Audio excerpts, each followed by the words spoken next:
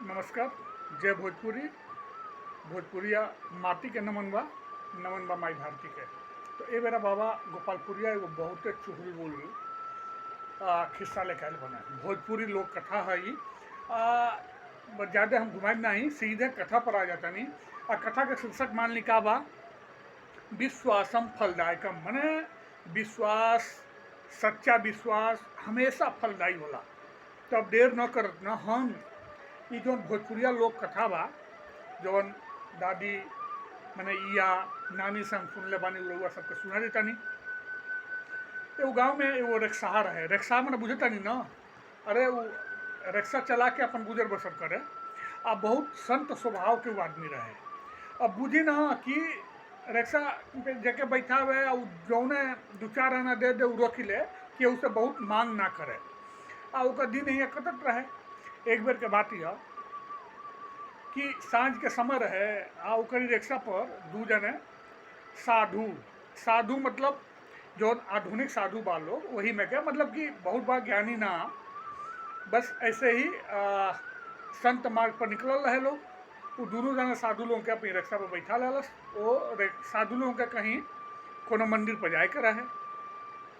तो साधु लोग कहलो कि बच्चा हम यहाँ को मंदिर पर छोड़ दे। कहे कि हाँ महाराज, ये तो हमारा हो भाग्य बा कि रउआ सबके सेवा करे का हमका मौका मिलता। फिर वो रिक्शा पर बैठौलस और दोनों यहाँ साधु वालों के लेके चलल।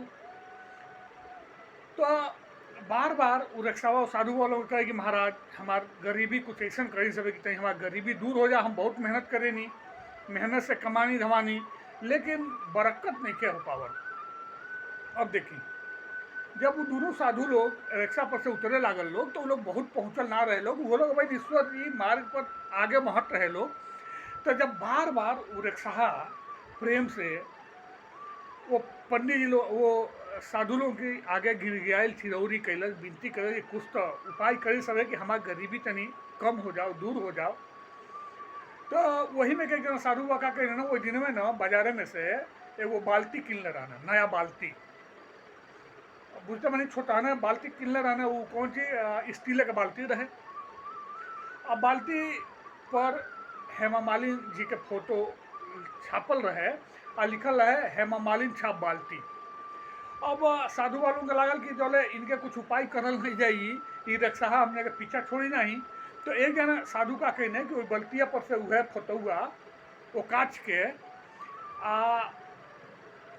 रिक्शा के देत कहने कि ले जा घर में इनके लगा के पूजा कर, तहार बरकत हुई, बहत्तरी हुई, बहंती हुई तेरी घर में। अब देखी वो रिक्शा बेचारा, वो तो विश्वास के बात होला ना महाराज। कहले बा कि विश्वास ऐसा चीज बा जौन पत्थर में भगवान के दर्शन करावेला।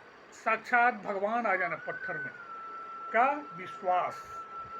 कौन विश्वास? 100% विश्वास, जौन में कहीं लगा छुआई ना होके चाहिए, कहीं शंका ना होके चाहिए। वो विश्वास, अगर वैसा विश्वास हो गई ना महाराज, कुछ भी संभव बा। अब देखी लेके गए घर में वो रिक्शा अपने घर में, जहाँ पूजा पाठ करे वो जौन एगो छोटी छोटी मंदिर बनौले रहे, देवकुरी जौन कहल जाला गांव में।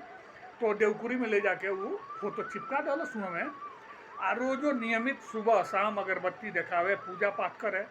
अब प्रभु के लीला एगो तो का बोल तो नियमित काम हो गई।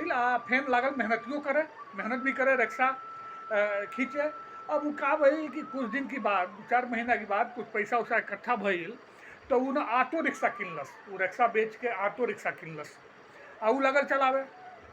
बाद में ओकर लड़को तनी बहन हो गई, तो ओके नौकरी उकरी लाग गई, वो लागल कमाए। फेन ही का कैलस कि वो रिक्शा से जो ऑटो रिक्शा किनले रहे, ओकरी कमाई से एगो और ऑटो रिक्शा किन के औरी के चलावे के दे दलस।